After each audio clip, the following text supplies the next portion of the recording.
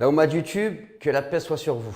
Pendant le mois du Ramadan, il y a une chose qu'il ne faut absolument pas délaisser, c'est le Coran. Salim, tu as un planning de lecture du Coran pendant le mois de Ramadan? Non, je l'ai pas. C'est vrai? Non. Comment tu fais alors pour te rapprocher du Coran pendant le mois de Ramadan? Bah, je lis plus, tout simplement. D'accord. Et bien justement, dans cette vidéo, j'aimerais vous proposer des actions concrètes à mettre en place pour pouvoir développer votre relation avec le Coran pendant ce mois béni.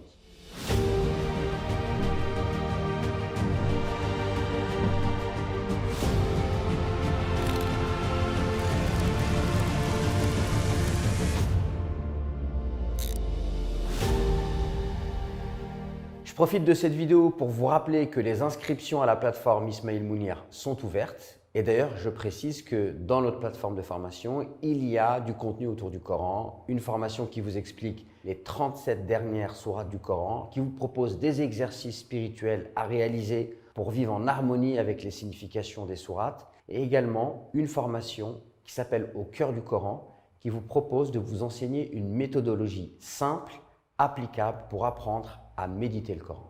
Pourquoi chercher à se rapprocher du Coran pendant le mois de Ramadan particulièrement? Eh bien, pour la simple et bonne raison que le Coran lui-même nous dit « Shahru Ramadan alladhi unzila fihi al-Qur'an » le mois du Ramadan, le mois au cours duquel le Coran a été révélé. On peut se poser la question suivante, le Coran a été révélé pendant 23 ans.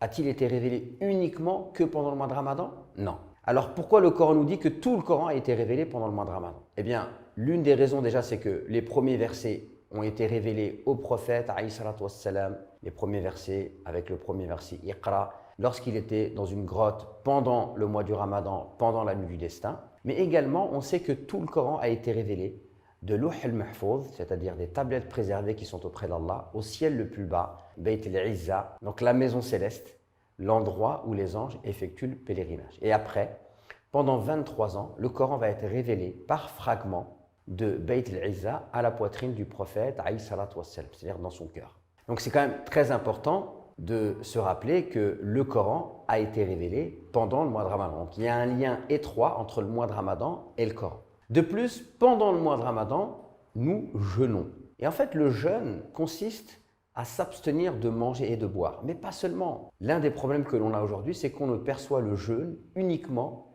qu'à travers le prisme de la contrainte. Or, il faut voir ce qu'il y a derrière la contrainte. Et on nous demande de jeûner parce que quand on jeûne, on se prive de la satisfaction des besoins du corps pour pouvoir mieux s'orienter et rechercher à satisfaire les besoins de notre âme. Et il s'avère que notre âme a besoin de nourriture. Et la nourriture de l'âme, c'est le Coran. Donc quand on jeûne, qu'est-ce qu'on fait? En fait, on est en train de se préparer à célébrer la descente du Coran. Et donc, on est en train d'essayer de se reconnecter au Coran. Donc, c'est fondamental que pendant le mois de Ramadan, on cherche à se rapprocher du Coran.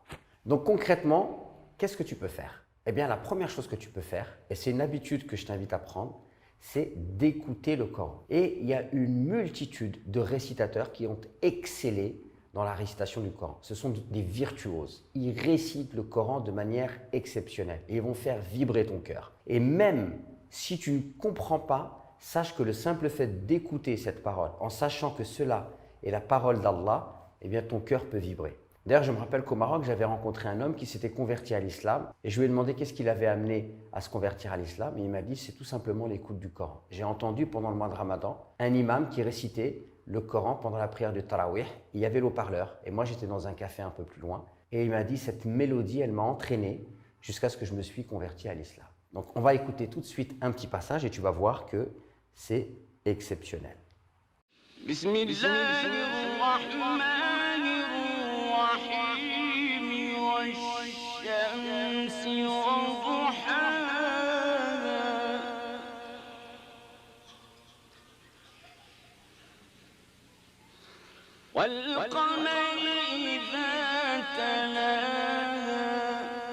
Tu vois, ce récitateur, c'est Cheikh Abdel Basset Abd Samad.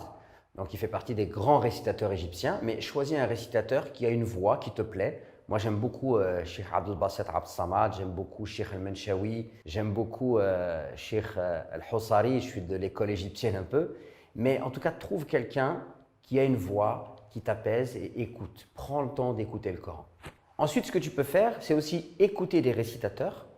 Et tu as des sites internet où tu peux écouter un verset plusieurs fois. Donc, ce que tu peux faire, c'est écouter et après, essayer de répéter avec lui. Donc, tu écoutes et après, tu essayes de répéter. Comme ça, tu vas avoir la baraka de l'écoute et tu vas aussi essayer d'avoir la baraka de la récitation. Et en essayant de suivre quelqu'un qui récite parfaitement le Coran, eh bien, tu vas développer toi aussi ta manière de réciter, tu vas pouvoir te perfectionner. J'aimerais te rappeler que l'une des raisons qui fait que le Coran a été préservé, c'est que les premiers musulmans avaient pris goût à le réciter. Tu peux utiliser un site que moi j'utilise qui s'appelle Tenzil. Tu peux sélectionner le récitateur, le style de lecture et tu peux aussi sélectionner le nombre de répétitions. Ainsi, tu peux écouter un verset et prendre le temps de le répéter 10 fois si tu veux. Ce que je te conseille de faire également, c'est de prendre le temps d'écouter un verset du Coran et de lire sa traduction en français. Comme ça, tu vas pouvoir apprendre des mots en arabe parce qu'à force de lire des versets en arabe et d'avoir la traduction en français, tu vas apprendre des formulations qu'on retrouve beaucoup dans le Coran. Par exemple, à chaque fois que tu vas entendre « Alladhina amanu » et que tu vas voir les porteurs de la foi ou ceux qui ont la foi, tu vas pouvoir connecter ces deux choses-là. Et tu vas savoir que bien, quand tu entends « Alladhina amanu » dans le Coran, eh bien, ça parle de ceux qui ont la foi. Et donc, du coup, tu vas pouvoir connecter beaucoup de vocabulaire et apprendre beaucoup de vocabulaire coranique et ça va te faciliter la compréhension. Donc, n'oublie pas, tu peux écouter en arabe et lire en même temps en français et ça va beaucoup t'aider pour pouvoir apprendre du vocabulaire. Ce que tu peux faire aussi pendant le mois de Ramadan pour te rapprocher du Coran, c'est d'essayer d'apprendre des sourates. Tu peux aller par exemple vers la fin du Coran, d'accord, et essayer d'apprendre des sourates courtes si tu ne les connais pas. Comme ça, tu pourras les utiliser dans ta prière. Comment tu peux faire pour apprendre par cœur? Ce que je te conseille de faire, c'est que lorsque tu travailles pour faire la prière du Fajr, une fois que tu as terminé, si tu veux apprendre par exemple un passage du Coran, tu vas le diviser en demi-pages. Tu vas prendre une demi-page et tu vas la lire. Tu vas la lire jusqu'à ce que sa lecture devienne pour toi fluide. Une fois qu'elle est fluide, tu vas continuer à la lire, mais en l'associant au français pour que tu puisses comprendre un peu ce que tu apprends parce que c'est difficile d'apprendre quand tu ne comprends pas. Ensuite, pour les 4 autres prières de la journée, tu vas diviser cette demi-page en 4 parties et à chaque prière, tu vas réciter une partie jusqu'à l'apprendre par cœur. Et à la fin de la journée, eh bien, tu auras appris ta demi-page. Et le lendemain, tu n'es pas obligé d'apprendre une nouvelle demi-page, mais tu peux la réciter à chaque prière et puis après, le surlendemain, rajouter une demi-page. Et si tu fais ça, eh bien, tu peux apprendre du Coran par cœur. Je rappelle quand même que même si on n'a pas vocation à tous apprendre le Coran par cœur, parce que c'est quand même quelque chose de difficile, mais il y en a qui y parviennent très très bien, qu'Allah les bénisse. En tout cas, sache que même si tu n'as pas vocation à apprendre tout le Coran par cœur, le fait d'en apprendre par cœur, c'est quand même une bonne chose parce que tu lis ton cœur à la parole divine. Et ça, c'est quelque chose d'extrêmement bénéfique. Tu peux te visualiser d'ailleurs le fait que dans ton cœur, tu réserves une place à la parole d'Allah et tu l'apprends par cœur, tu l'enracines en toi. C'est quand même quelque chose d'extrêmement lumineux qu'il ne faut pas négliger quand même. Et pour terminer, j'aimerais t'indiquer un des secrets qui est le mien dans mon rapport avec le Coran, c'est que quand je lis le Coran, je considère que Dieu me parle. Vous pouvez faire l'expérience suivante, vous prenez un Coran et vous l'ouvrez au hasard et vous mettez votre doigt sur un verset. Lisez ce verset et une fois que vous l'avez lu, essayez de vous poser la question suivante. Quel message Allah a voulu m'envoyer à travers ce verset? Et vous verrez que très souvent, si ce n'est pas à chaque coup, vous serez en mesure de capter un message qui va illuminer votre cœur. Voilà mes frères et sœurs, j'espère que cette vidéo vous sera utile. Je vous invite donc à liker cette vidéo, à vous abonner à cette chaîne et je vous dis à très vite pour de nouvelles vidéos.